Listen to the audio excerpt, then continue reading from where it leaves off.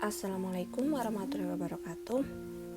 Hari ini kita akan membahas tentang Indonesia pada masa praaksara atau kehidupan manusia purba ketika masa praaksara di bagian masa bercocok tanam dan masa perundakian. Nah, jadi untuk pembagian zaman ini dibedakan menjadi 3. Yang pertama, masa berburu dan mengumpulkan makanan, kemudian masa bercocok tanam, dan yang terakhir adalah masa perundakian. Nah, kita bahas 2 yang terakhir ini. Masa bercocok tanam dan beternak. Nah, untuk kehidupan sosial dari masa ini adalah ketika masa ini manusia purba sudah mulai bermukim dan menetap. Dari sebelumnya mereka nomaden atau berpindah-pindah. Di masa bercocok tanam mereka harus menetap di suatu wilayah. Nah, wilayah yang dipilih itu biasanya di sekitar sungai, di goa, dan di ceruk. Nah, kenapa kok mereka harus menetap? Karena mereka harus menjaga ladang tempat mereka bercocok tanam dan juga menjaga hewan ternakan mereka, sehingga mereka mau tidak mau harus menetap di suatu wilayah. Kemudian adanya pemimpin yang disebut dengan kepala suku.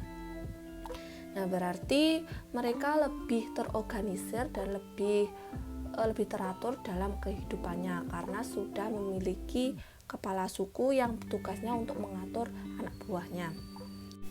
Pemilihan kepala suku ini berdasarkan sistem primus inter pares. Apa itu primus inter pares? Jadi untuk primus inter pares itu adalah pemilihan kepala suku berdasarkan sifat dan karisma yang dimiliki oleh seseorang. Jadi seperti itu. Nah, kemudian mereka juga membentuk rumah-rumah kecil yang melingkar dengan atap dari daun. Nah, tujuannya melingkar itu untuk saling melindungi antara rumah satu dengan rumah yang lain. Kemudian berkembang menjadi rumah panggung. Dari sebelumnya rumah kecil berkembang menjadi rumah panggung. Kenapa kok harus rumah panggung? Karena bagian bawah dari rumah panggung itu bisa digunakan untuk menyimpan perkakas kerja mereka untuk bertani dan juga bisa untuk memelihara ternak dan melindungi dari hewan buas. Kemudian peralatan batu di masa ini itu sudah diasah. Jadi bedanya dengan kehidupan masa berburu sebelumnya itu peralatan batunya belum diasah, sedangkan kalau di masa ini itu sudah diasah sehingga lebih halus. Adapun beberapa peralatan batu yang digunakan oleh manusia purba ketika masa bercocok tanam antara lain adalah yang pertama adalah beliung persegi. Nah, bentuknya seperti di gambar samping ini. Jadi fungsi dari beliung persegi adalah memotong kayu dan bisa digunakan untuk menjadi cangkul. Yang kedua ada mata panah. Nah, mata panah fungsinya untuk berburu dan juga menangkap ikan. Selanjutnya ada kapak lonjong. Nah, ini gambar dari kapak lonjong seperti itu. Jadi lebih halus daripada kapak genggam maupun kapak perimbas di masa kehidupan berburu dan meramu. Karena kapak lonjong itu sudah diasah, makanya lebih rapi. Kemudian ada juga gurdi dan pisau. Jadi fungsi dari gurdi dan pisau itu adalah memotong dan melubangi kayu maupun kulit hewan. Kemudian ada perhiasan dari batu kaseldon. Nah, jadi manusia purba di masa ini itu sudah mulai merias diri dengan memakai berbagai perhiasan, contohnya gelang, kalung, dan anting. Perhiasan-perhiasan ini berasal dari batu kaseldon. Kalau di masa sekarang biasa disebut dengan batu aki.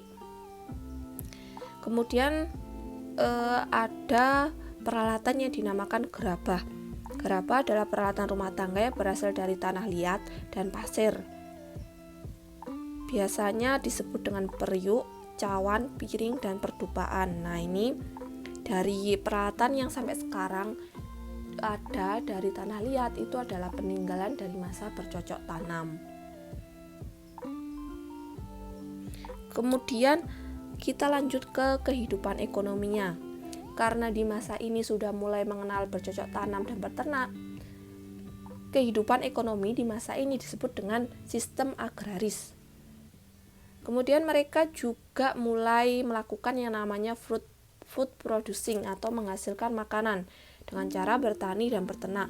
Jika sebelumnya di masa berburu itu dinamakan dengan food gathering, di masa bercocok tanam ini dinamakan dengan fruit producing. Selain itu, mereka juga menerapkan sistem barter atau tukar menukar barang dalam kehidupan sehari-harinya. Lanjut ke masa perundagian.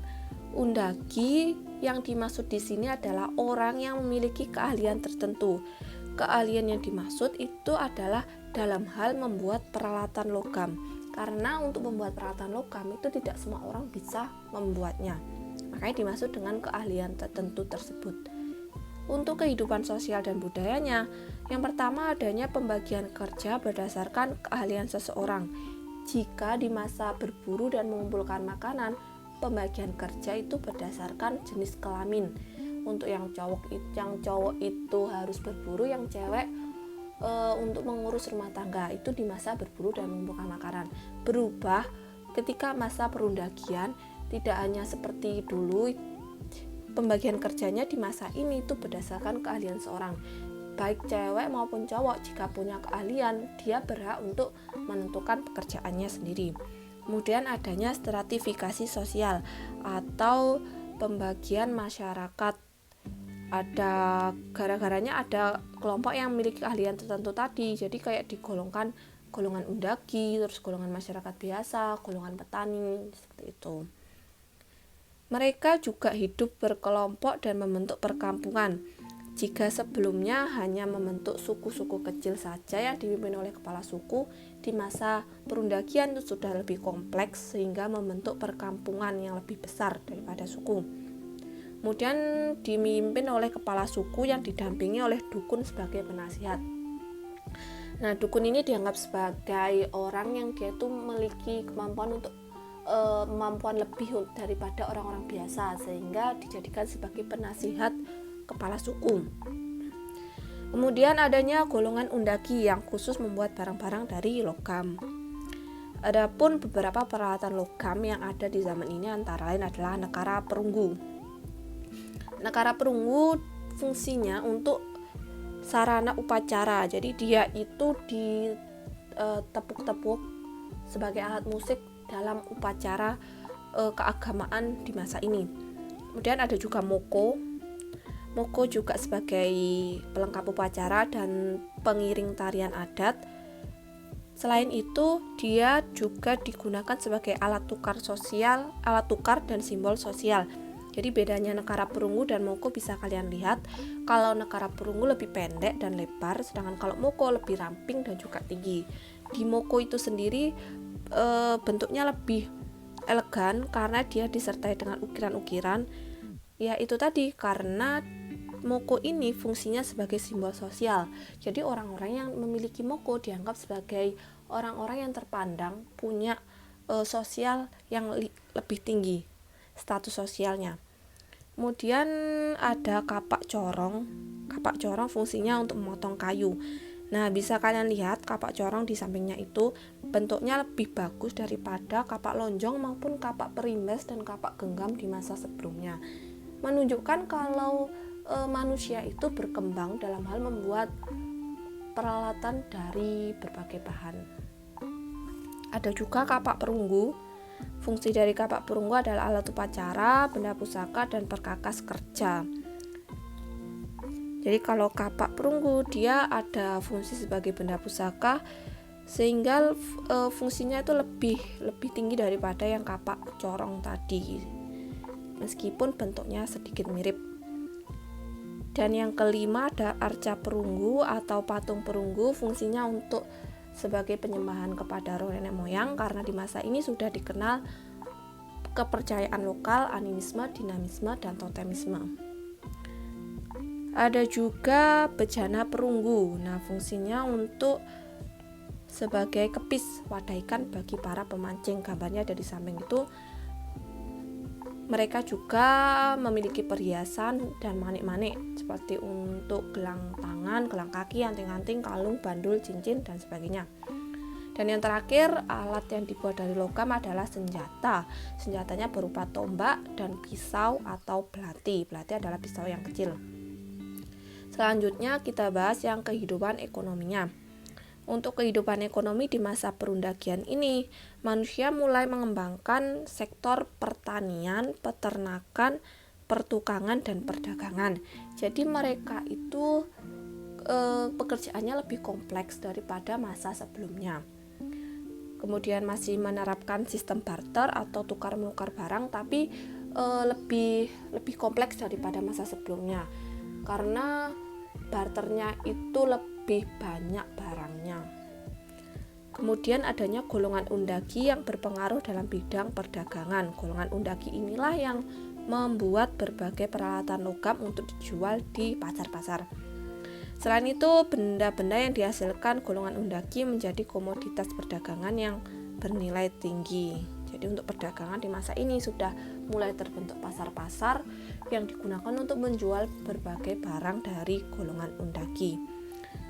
Digunakan untuk alat pertanian. Nah, ini barang-barang undaki tadi digunakan untuk alat pertanian, perkakas rumah tangga, dan juga simbol status sosial. Jadi tidak hanya berfungsi secara praktis tapi juga secara seni, jadi sebagai simbol status sosialnya tersebut. Terakhir kita bandingkan sistem kepercayaan dari masa bercocok tanam dan masa perundakian. Nah, ketika masa bercocok tanam itu sudah mulai dikenal sistem kepercayaan, yaitu mereka mempercayai adanya kekuatan lain di sekitar mereka sehingga terbentuklah 3 kepercayaan lokal.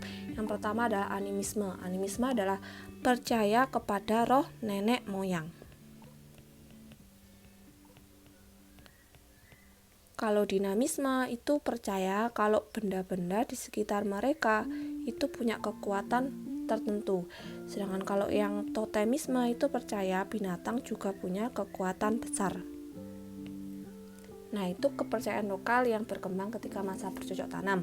Sedangkan di masa perundakian, kepercayaan animisme, dinamisme, dan totemisme itu masih dilanjutkan dan juga muncul beberapa ritual untuk penyembahan terhadap roh nenek moyang tersebut.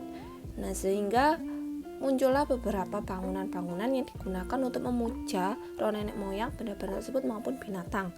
Ada menhir atau tugu batu,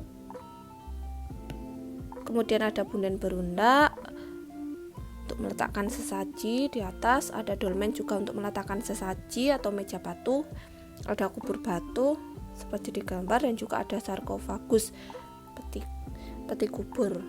Jadi seperti itu sistem kepercayaannya. Demikian untuk materi masa praksara ini, semoga bermanfaat. Wassalamualaikum warahmatullahi wabarakatuh.